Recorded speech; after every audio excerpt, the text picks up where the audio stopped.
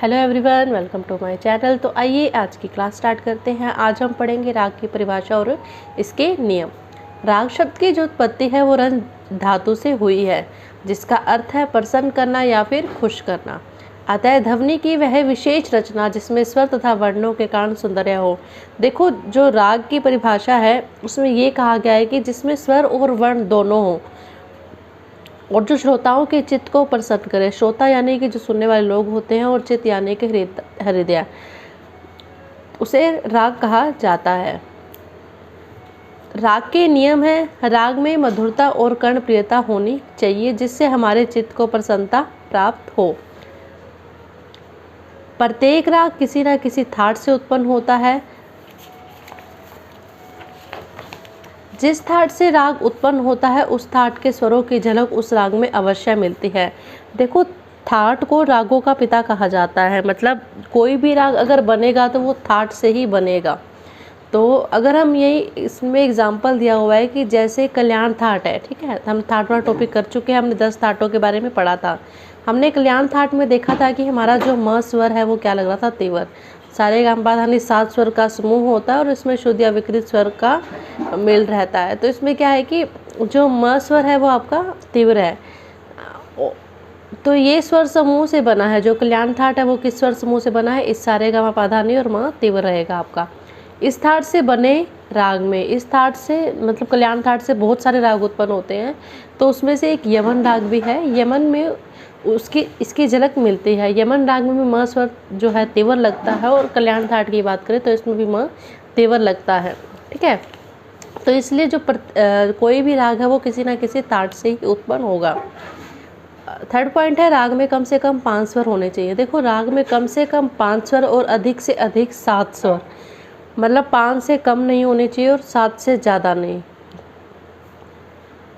यानी 5 स्वरों से कम स्वरों का कोई भी राग हो ही नहीं सकता। अगर 5 स्वर से मान लो 4 स्वर कर दे तो वो राग कहलाएगा ही नहीं, ना ही वो राग हो सकता। अतः राग कहलाने के लिए यह भी जरूरी है कि इसमें 5 स्वर अवश्य हो। राग में अधिक से अधिक 7 स्वर होने चाहिए और कम से कम हमने बता दिया। अगर राग में 5 स्वर होते हैं तो उस रागों की जाति ओढ़व कहलाती है। अगर 6 स्वर होते हैं तो रागों की जाति षाड़व कहलाती है। और यही 7 स्वर हो तो रागों की जाति क्या कहलाती है, संपूर्ण, ठीक है। राग ध्वनि की वह विशेष रचना है। राग ध्वनि की एक विशेष रचना है। राग गाए बजाए जाते हैं। राग में स्वर और वर्ण दोनों का होना आवश्यक है। वर्ण में क्या होता है, हमने किया था गाने के तरीके को को वर्ण कहा जाता है। वर्ण आपके 4 प्रकार के, स्थायी, आरोही, अवरोही, संचारी। इसमें क्या था, जब हमने संचारी वर्ण पढ़ा था कि संचारी वर्ण में तीनों वर्ण का मिश्रण होता है, स्थायी, आरोही और अवरोही। तो वर्ण के पूरे टॉपिक में यही था कि स्वर ऊपर जा रहे हैं, नीचे जा रहे हैं, किसी स्वर का बार बार प्रयोग हो रहा है। तो सेम राग में भी ऐसा ही होता है। तो इसीलिए राग में स्वर और वर्ण दोनों का होना आवश्यक है। इन दोनों के बिना राग की उत्पत्ति हो ही नहीं सकती। देखो, पूरा संगीत जो है हमारा स्वर पर रहता है। अगर स्वर ही नहीं होंगे हमारे संगीत में तो वो संगीत है ही नहीं।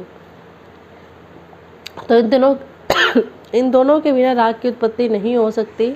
यदि केवल स्वर हुए व वर्ण न हुआ तो राग नहीं बन सकता। यही नहीं, स्वर व वर्ण का ऐसा मेल है जिसे सुनकर चित्त को प्रसन्नता हो। इसलिए राग के लिए स्वर व वर्ण दोनों का होना अति आवश्यक है। प्रत्येक राग में आरोह, अवरोह और पकड़ होती है। हर राग में आपको आरोह, अवरोह और पकड़ मिल जाएगी। प्रत्येक राग में रंजकता का होना आवश्यक है। रंजकता यानी कि सुंदरता, क्योंकि राग का उद्देश्य ही सौंदर्य का प्रकृतिकरण व मानव मन में आनंद का संचार करना है।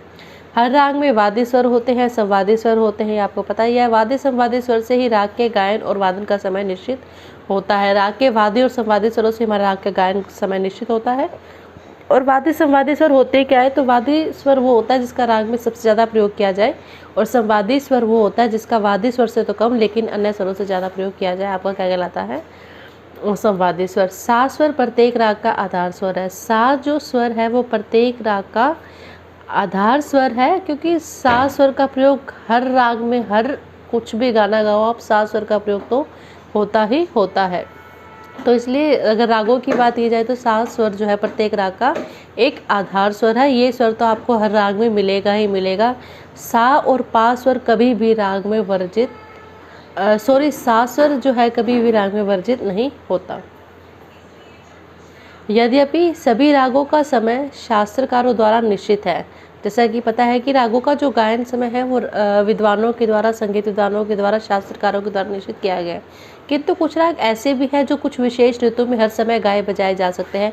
कुछ राग ऐसे भी हैं जो ऋतु के अनुसार गाए बजाए जाते हैं और ऋतु के अनुसार उन रागों को कभी भी गाया बजाया जा सकता है। या जैसे बसंत ऋतु की बात करें, जब बसंत ऋतु होती है तो इसमें बाहर राग गाया जाता है, लेकिन इसका गाने का समय कोई निश्चित नहीं होता। बसंत ऋतु में इसको आप कभी भी गा बजा सकते हैं। अगर ये वर्षा ऋतु में बात करें तो मल्हार राग के जो प्रकार हैं उनको गाया जाता है, मल्हार राग गाए जाते हैं। तो इसी तरीके से इनका जो गायन समय वो कोई निश्चित नहीं है। वर्षा ऋतु में आप किसी भी समय इनको गा बजा सकते हैं। Thank you.